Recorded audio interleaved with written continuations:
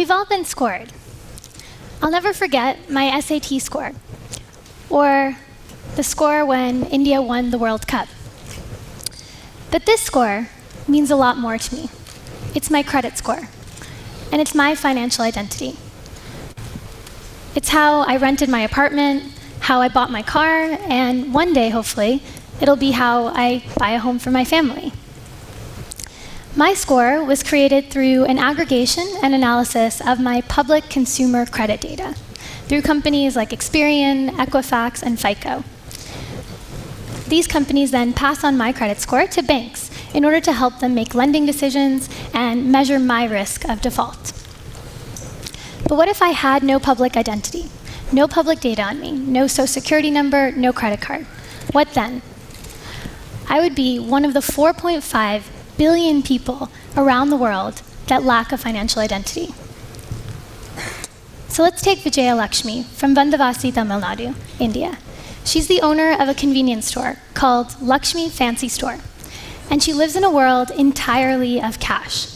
She has no collateral and no financial history, just expenses written on torn sheets of paper. Vijaya Lakshmi has outgrown microfinance, but she still lacks the upfront cash that she needs for big expenses that can really help her get ahead. And so how can she prove her capacity to repay without a credit score?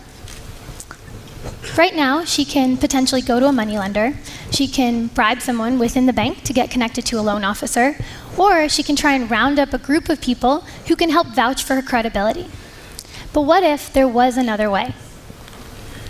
It's true that we don't have traditional financial data on Vijaya Lakshmi. But what if instead we looked at her daily life and all of the data that it generates? Could we collect this data and turn it into someone's financial identity? Could we build an alternative credit score for Vijaya Lakshmi out of her daily life and spending habits?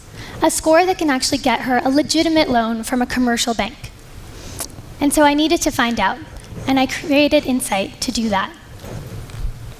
Insight works through text messaging and voice technology, allowing individuals like Vijaya Lakshmi to use simple cell phones to input things like sales, rent, labor, transportation, and inventory, all through a simple text message or call to our system. We then gather that data and we compare it against baseline data that we've collected.